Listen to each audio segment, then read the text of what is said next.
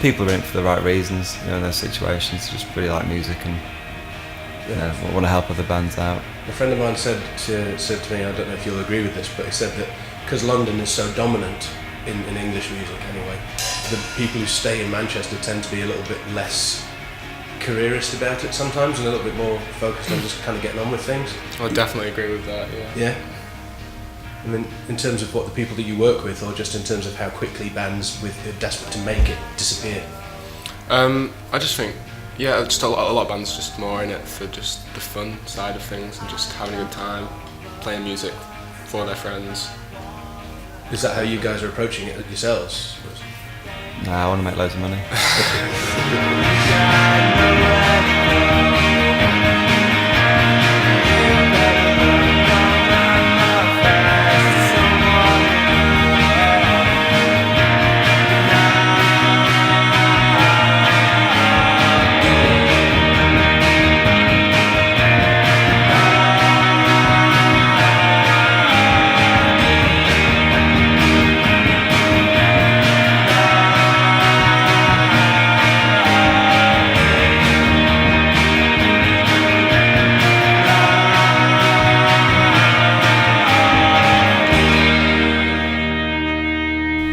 Right, welcome back to the Toad Sessions. We have Manchester band Milk Maid well, I don't want this to sound like it's going to be in any way shoddy, because it won't. It will be a model of professionalism, but I think the most hastily arranged Toad session that we've ever recorded.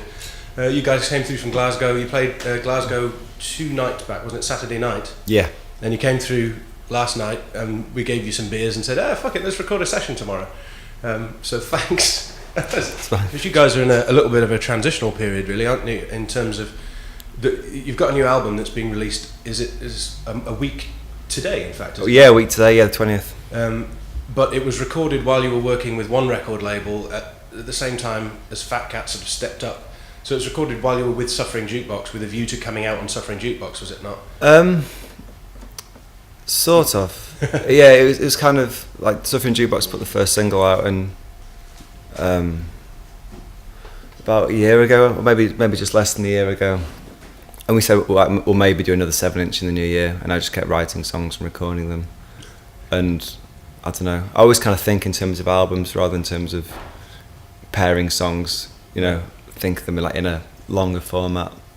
Yeah, but like with the first single, Not Me, keep hearing people calling us a shoegaze band, which is like, you know, the last thing I've ever dreamt of, you know. Last thing I thought people would say. Magic. So the track you're going to start with is Can't You See? Yeah. And that's off the new record. I mean, were these songs all recorded together, or is it... Because a lot of bands, especially with the first record, sometimes get these hodgepodges of they did a bit here and a bit there, and it gets cobbled together into an album, or did you actually sit down and record it all together? No, like over about a year it was recorded, like 3 different drummers, and that was basically it, and the rest was sort of me in my flat recording the rest of it. So it's kind of recording them as I went along, like Can't You See and Such Fun were like the first ones I wrote, so they were recorded first, and then just I think they were the first versions as well. There weren't really even demo versions of those songs, but yeah, definitely hodgepodge throughout a year. Yeah.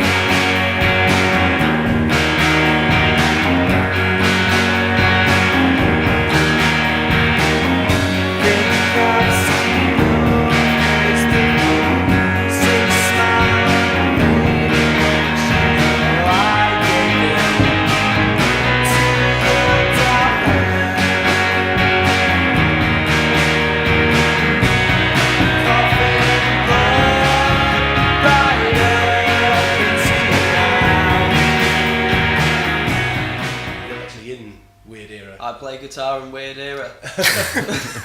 Is this like the goalkeeper who plays up front for his other club? Is there sort of maybe, yeah. You must get totally different things out of playing guitar and. So you're saying, yeah. I prefer playing guitar, Right. but I don't know why. You're just helping out. I think it's just because it takes ages to set up a drum kit. And then you're saying daily life. Your other band. I feel really bad now. Yeah, it's just a band that I'm in. We just recorded our first EP, so it's just one of the songs from that, and we're going to record another one at the end of the month. Yeah. Do you find this sort of happens a lot in Manchester? People playing 2, 3, or 4 different bands sometimes. It's pretty common. And yeah. Does there ever come a point where you think, right, we're getting a bit more serious now, we're getting a bit more attention, it's going to be very hard to, well, people are going to have to focus a bit more? I mean, I think 2's like the maximum, probably. I think if you go to like 3 or 4, like some people I know, then it's just going to get a bit ridiculous, but I think 2's alright.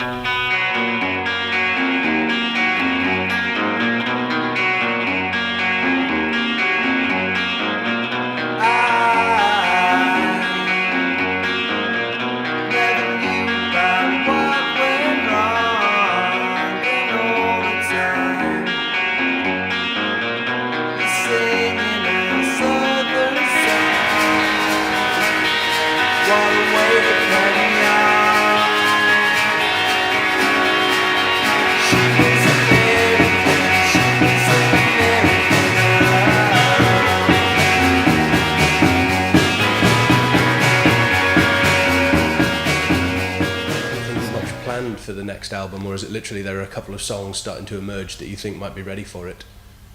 I don't know. I think there's 6 in like a pile. I mean, we've been playing one of them for a while. That it sounded really good. And that was something that was like written as a band as well. Like the outro was sort of came together in the practice room, so that was pretty exciting. Is that something that's changing? Because presumably when you start writing music, it is literally just you by yourself and a guitar in your bedroom. Yeah. And then as you're in a band, as you get more established as a group, is that something that you try and let go of a little bit more? Or you still... Try to. It's really it's weird because like, yeah, trying not to be too much of a control freak. Like Luke's only been in the band like his first gig was the first night of the tour. Mm-hmm.